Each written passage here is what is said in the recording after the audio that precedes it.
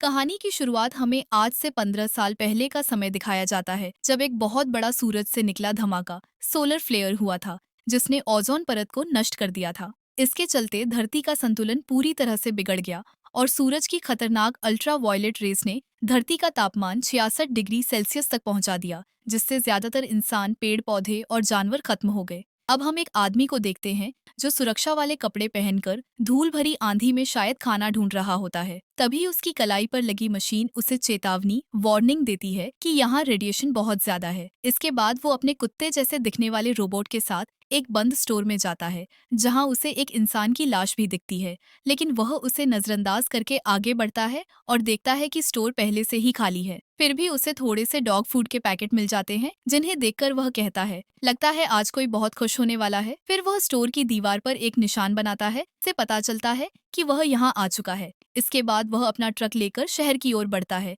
और रास्ते में खड़ी गाड़ियों को टक्कर मारता हुआ मस्ती से आगे बढ़ता है। तभी उसकी डिवाइस फिर से उसे वार्न करती है और सामने एक बहुत बड़ा धूल का तूफान उसकी ओर तेजी से आता है, तो वह तुरंत ट्रक घुमाता है और अपने ठिकाने की ओर भागता है। आखिरकार वह तूफान से पहले वहां पहुंच जाता है। उस आदमी का नाम फिंच फिंच है, जो पहले एक रोबोट बनाने वाली कंपनी में काम करता था और अब उसी पुरानी फैक्ट्री में अपने कुत्ते और एक रोबोट के साथ रहता है। उसी कंपनी की फैक्ट्री में जहां वह पहले काम करता था, अब वहां वह अपने डॉग को खाना देता है और फिर लेबोरेटरी में जाता है। वहां से वह कुछ जरूरी किताबें उठाकर उन्हें स्कैन करता है। दरअसल फिंच एक इंसान जैसे दिखने वाले रोबोट ह्यूमनॉइड पर काम कर रहा है, ताकि उसके मरने के बाद यह रोबोट उसके डॉग का ख्याल रख सके, क्योंकि फिंच एक खतरनाक बीमारी से ग्रस्त है जो कभी भी उसकी जान ले सकती है। इसीलिए वह चाहता है कि रोबोट जल्दी से जल्दी तैयार हो जाए।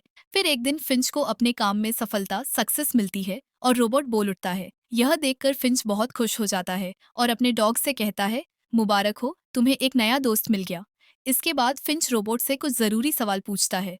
रोबोट बताता है कि उसके 4 नियम रूल्स हैं। कोई भी रोबोट इंसान को नुकसान नहीं पहुंचा सकता। रोबोट किसी भी कारण से इंसान को चोट नहीं लगने देगा। फिंच कहता है, ठीक है, अब मुझे चौथा नियम बताओ। रोबोट बताता है, अगर फिंच वहां मौजूद नहीं होता तो वह डॉग की पूरी हिफाजत करेगा और किसी भी सूरत में डॉग को कुछ नहीं होने देगा। यह नियम सबसे जरूरी है। इन सवाल जवाबों के दौरान अचानक बिजली चली जाती है। फिंच छत पर जाकर लाइट ठीक करता है, तभी देखता है कि एक बहुत बड़ा तूफान उनकी ओर तेजी से बढ़ रहा है। वह नीचे आता है और रोबोट को मौसम की मशीन वेदर स्टेशन से जोड़ देता है और कहता है, मुझे मौसम की पूरी जानकारी दो। रोबोट बताता है कि तूफान अगले 24 घंटे में यहाँ पहुंच जाएगा और बहुत ही खतरनाक होगा। यह तूफान अगले 40 दिन तक चलेगा। यह सुनकर फिंच और भी ज्यादा परेशान हो जाता है, क्योंकि अगर वह यहीं रुका तो शायद बच नहीं पाएगा। इसलिए वह तय करता है कि अब यहाँ से निकलना पड़ेगा। फिर वह नक्शा ध्यान से देखता है और उसे लगता है कि वेस्ट उनके लिए सबसे सही रहेगा। वह अपने डॉग से कहता है, हम सैन फ्रांसिस्को जाएंगे। अगर किस्मत ने साथ दिया तो वहाँ शायद खाने और रहने की जगह मिल जाएगी। तभी फिंच की नाक से खून गिरने लगता है, जो इस बात का इशारा था कि अब उसे जल्दी करना होगा। फिर वह रोबोट को तैयार करता है, लेकिन तूफान के आने तक उसमें सिर्फ 72% जानकारी ही डाल पाता है, यानी रोबोट के पास अब भी पूरा ज्ञान नहीं होता। इस वजह से उसे सीखने की जरूरत थी। फिंच उसे चलना सिखाता है। जैसे जैसे फिंच चलता है, रोबोट भी उसकी नकल करता है। फिर फिंच खाने पीने की चीजें और दवाइयां लेकर अपनी वैन में पहुंचता है और ये लोग सैन फ्रांसिस्को के लिए निकल पड़ते हैं। फिंच की वैन एक खास तरह की मॉडिफाइड वैन होती है, जो बाहर की गर्मी और रेडिएशन से सुरक्षित रहते हैं। अब ये लोग सफर का मजा लेते हुए आगे बढ़ते हैं। रास्ते में रोबोट जब खाली शहरों को देखकर पूछता है, सब लोग कहाँ गए, तो फिंच जवाब देता है, ये लंबी कहानी है, फिर कभी बताऊंगा। फिर फिंच एक सुरक्षित जगह देखकर गाड़ी रोकता है और रोबोट से कहता है, चलो, तुम्हें बहुत कुछ सिखाना है। इसके बाद ये लोग खाने की तलाश में एक पुराने थिएटर के अंदर जाते हैं, जहां उन्हें कुछ पॉपकॉर्न मिलते हैं। फिंच उन्हें लेकर बाहर आता है और जैसे ही प्लेट पर रखता है, वो पॉपकॉर्न अपने आप उछलने लगते हैं।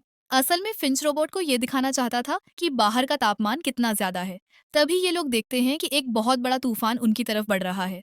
फिंच फौरन वहां से निकल जाता है, लेकिन जल्दी ही उसे समझ आता है कि तूफान की रफ्तार बहुत तेज है और वो बच नहीं पाएंगे। इसलिए वो वैन को एक तरफ लगाता है और उसे बचाने के लिए चारों तरफ कीलें लगाकर तार से बांध देता है। रोबोट भी उसकी मदद करता है। तूफान आने से पहले वैन को पूरी मजबूती से बांध देते हैं। तूफान इतना तेज होता है कि वैन हवा में उठने लगती है, कई रस्सियां टूट जाती हैं, लेकिन किस्मत से वो बच जाते हैं। तूफान थमने के बाद फिंच बाहर आता है और देखता है कि वैन का एक टायर खराब हो चुका है। ये देखकर वो परेशान हो जाता है, क्योंकि उनके पास दूसरा टायर तो था, लेकिन उसे बदलने के लिए जैक नहीं था। तभी वहाँ रोबोट फिंच की मदद कर देता है और अपने एक हाथ से ही वैन को ऊपर उठा लेता है, जिससे फिंच आराम से गाड़ी का टायर बदल पाता है। अब रोबोट की मदद पाकर फिंच को बहुत अच्छा लगता है। वो कहता है, आज तुमने बहुत अच्छा काम किया, इसलिए मुझे लगता है कि तुम्हें एक नाम देना चाहिए। फिंच उसे जैफ नाम देता है। फिर ये लोग रात को वहीं रुक जाते हैं। फिंच अपना सूट ठीक करता है और जैफ को कुछ जरूरी बातें सिखाता है। अगली सुबह जैसे ही सूरज निकलता है, वैन की छत पर लगे सोलर पैनल अपने आप खुल जाते हैं। तभी फिंच की नींद खुलती है और वो देखता है कि जैफ डॉग की नकल कर रहा है। फिंच कहता है, सुबह सुबह इतना शोर मत करो। जैफ कहता है, मुझे लगता है कि डॉग मुझे पसंद नहीं करता। फिंच जवाब देता है, ऐसा नहीं है, बस उसे तुम पर अभी भरोसा नहीं हुआ है। अब फिंच अपने अगले सफर के लिए निकल पड़ता है। काफी दूर जाने के बाद अचानक उसकी तबीयत बिगड़ने लगती है। तभी जैफ ड्राइव करने की बात करता है। फिंच कहता है, नहीं, तुम अभी कल ही पैदा हुए हो। फिर फिंच वैन को एक रेस्टोरेंट के सामने रोकता है और कहता है, मुझे थोड़ा आराम चाहिए, तुम यहीं रहकर वैन का ध्यान रखना। वो वैन से उतरकर रेस्टोरेंट के अंदर चला जाता है, जहाँ उसे जोर जोर से खांसी आने लगती है और उसके मुंह से खून निकलने लगता है। जैफ की आवाज सुनकर डॉग भी उसके पास आ जाता है। अब वैन में जैफ अकेला रह जाता है और तभी उसका तेज दिमाग चलने लगता है। वो ड्राइविंग सीट पर बैठ जाता है और गाड़ी चलाने की कोशिश करता है। जब फिंच बाहर वैन को चलते हुए देखता है, तो वो दौड़ता हुआ बाहर आता है और देखता है कि जैफ ने वैन को एक गाड़ी से टकरा दिया है। लेकिन क्योंकि फिंच यूवी सूट के बिना तेज धूप में बाहर नहीं जा सकता था, इसलिए वहीं खड़े होकर जैफ से बात करता है और कहता है, तुम अभी वैन चलाने के लिए तैयार नहीं हो, इसलिए मेरा यूवी सूट मुझे ला दो ताकि मैं वैन तक पहुंच सकूं। लेकिन जैफ उसकी बात को सही से नहीं समझ पाता और दोबारा से वैन को चला देता है और फिर से टकरा देता है। ये देखकर फिंच को बहुत गुस्सा आता है। वो जैफ को पास बुलाता है और जैसे ही अपना हाथ धूप में बाहर निकालता है, उसकी स्किन जलने लगती है। फिंच कहता है, माना कि तुम कल ही बने हो, लेकिन अब तुम्हारे बड़े होने का वक्त आ गया है। मैंने तुम्हें इसलिए बनाया है ताकि तुम इस डॉग का ध्यान रख सको, क्योंकि ये तुम्हारी तरह धूप में जिंदा नहीं रह सकता। अब फिंच अपना सफर आगे बढ़ाता है। तभी उसे महसूस होता है कि अब वक्त आ गया है जैफ को गाड़ी चलाना सिखाने का।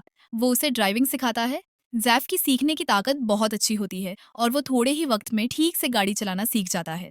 ये देखकर फिंच बहुत खुश होता है। फिर रात होते ही ये लोग एक जगह रुकते हैं और वहाँ आग जलाते हैं।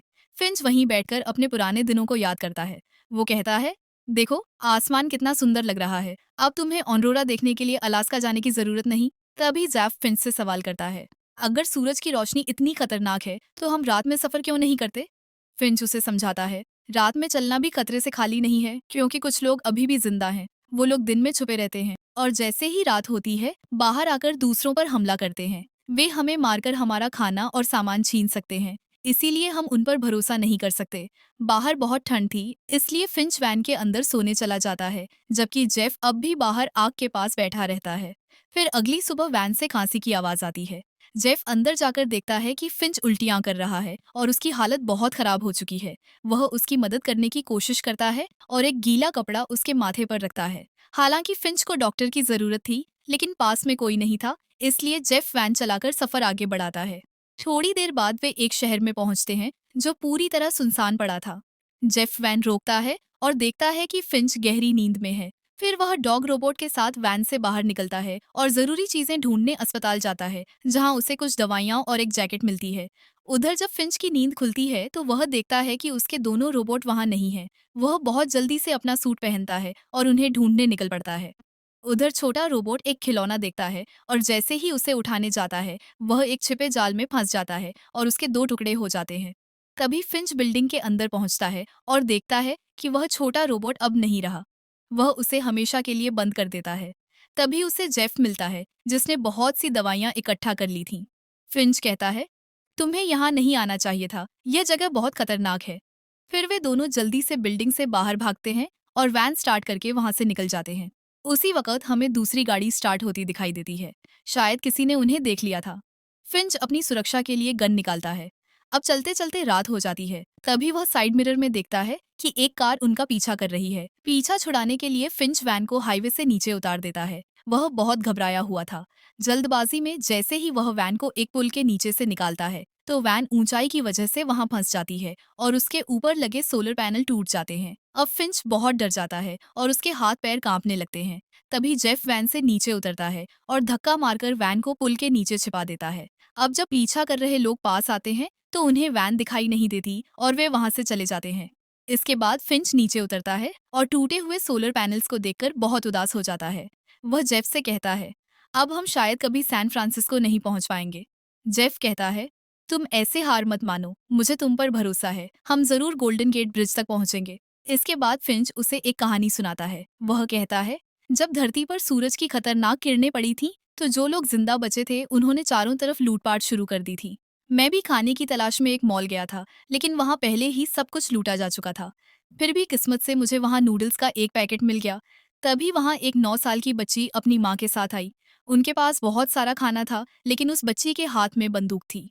मैं डर के मारे छिप गया और उनके चले जाने का इंतजार करने लगा। तभी एक आदमी कार में आता है। वह उनसे खाना छीनना चाहता है, लेकिन जब वे मना करते हैं तो वह आदमी उन्हें गोली मार देता है। दोनों की वहीं मौत हो जाती है। जब मैं उनके पास गया तो मुझे एक आवाज सुनाई दी। वह आवाज उस बच्ची के बैग से आ रही थी। जब मैंने बैग खोला तो उसमें एक छोटा सा डॉल था। भूख ने इंसानों को हैवान बना दिया था, लेकिन मैं एक डरपोक इंसान सिर्फ देखता रह गया। यह कहानी सुनकर जेफ चुप हो जाता है। सुबह होते ही वे लोग फिर से सफर शुरू करते हैं। रास्ते में जेफ उन पोस्ट कार्ड्स को पढ़ता है जो फिंच के पापा ने उसे भेजे थे। तभी अचानक एक तितली वैन की खिड़की से टकराती है। जब जेफ ये बात फिंच को बताता है तो फिंच बहुत हैरान हो जाता है। वह अपना एक हाथ वैन से बाहर निकालता है और देखता है कि वहां सूरज की तेज किरणें नहीं है। फिर वह वैन से बाहर आता है और इतना खुश हो जाता है जैसे उसे एक नई जिंदगी मिल गई हो। तभी एक और तितली उड़कर उसके हाथ पर बैठ जाती है। अब फिंच को यकीन हो जाता है कि यह जगह पूरी तरह सुरक्षित है, जहाँ कोई खतरनाक सूरज की किरणें नहीं है। अब फिंच अपने अच्छे कपड़े पहनकर तैयार होता है और खुले आसमान के नीचे टेंट लगाकर खाना खाता है और उस पल को एंजॉय करता है। तभी जेफ कहता है, तुमने मुझसे झूठ बोला था कि गोल्डन गेट ब्रिज वाला कार्ड तुम्हारे अंकल ने भेजा था, जबकि उसके पीछे तो डेड लिखा है। फिंच जवाब देता है, मेरे फादर आर्मी में थे, वो ऐसे ब्रिज बनाते थे, लेकिन मेरे जन्म से पहले ही वो हमें छोड़कर चले गए। हम कभी उनसे मिल नहीं पाए। फिर एक दिन जब मेरा 15वां जन्मदिन था, मुझे ये पोस्ट कार्ड मिला जिस पर लिखा था कि वो मुझसे गोल्डन गेट ब्रिज पर मिलेंगे। उन्हें इम्प्रेस करने के लिए ही मैंने ये सूट खरीदा था, लेकिन हम कभी मिल नहीं पाए। मैंने इतने सारे पोस्ट कार्ड इसलिए संभाल कर रखे हैं क्योंकि मैं दुनिया घूमना चाहता था और इस ब्रिज पर जाकर इसकी खूबसूरती को देखना चाहता था, लेकिन मैं वो कर नहीं सका।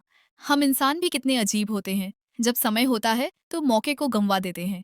ये सुनकर जेफ कहता है, कोई बात नहीं, हम अभी वहीं चलेंगे और साथ में घूमेंगे। फिंच कहता है, नहीं, अब मेरा वक्त आ गया है, तुम मुझसे वादा करो कि मेरे जाने के बाद तुम इस डॉग का अच्छे से ख्याल रखोगे। ये सुनकर जेफ सिर हिलाकर हाँ करता है। अब फिंच डॉग के साथ खेलने लगता है और जेफ को भी साथ खेलने के लिए कहता है, लेकिन डॉग अभी भी जेफ पर भरोसा नहीं करता और हर बार बॉल लाकर फिंच को ही देता है। फिंच मुस्कुराकर कहता है, कोई बात नहीं, जल्दी ही तुम दोनों अच्छे दोस्त बन जाओगे। तभी अचानक फिंच को खून की उल्टी हो जाती है और उसकी तबीयत बहुत बिगड़ने लगती है। वो समझ जाता है कि अब उसका आखिरी वक्त आ गया है। वो जेफ से हाथ मिलाता है और जेफ इमोशनल होकर उसे गले लगा लेता है। फिंच के लिए ये पल बहुत भावुक होते हैं। वो ज्यादा कुछ नहीं बोल पाता और फिर आराम करने के लिए वैन के अंदर चला जाता है। फिंच अपने आखिरी पल अपने डॉग के साथ बिताना चाहता था। वो उसे प्यार से सहलाता है और धीरे धीरे इस दुनिया को अलविदा कह देता है। उधर जेफ बाहर रखा सामान समेट रहा होता है। तभी उसे डॉग के रोने की आवाज सुनाई देती है। वो समझ जाता है कि फिंच अब इस दुनिया में नहीं रहा। उसके बाद जेफ वहीं पर फिंच का अंतिम संस्कार करता है। अगली सुबह जब वो उठता है तो देखता है कि डॉग बहुत उदास है। फिर जेफ उसे वैसे ही खाना खिलाता है जैसे फिंच ने सिखाया था। उसके बाद वो उसके साथ बॉल से खेलने लगता है। धीरे धीरे जेफ और डॉग के बीच अच्छी दोस्ती हो जाती है। अब जेफ सैन फ्रांसिस्को की तरफ निकल पड़ता है। 18 घंटे का सफर तय करने के बाद वो दोनों गोल्डन गेट ब्रिज पहुंचते हैं।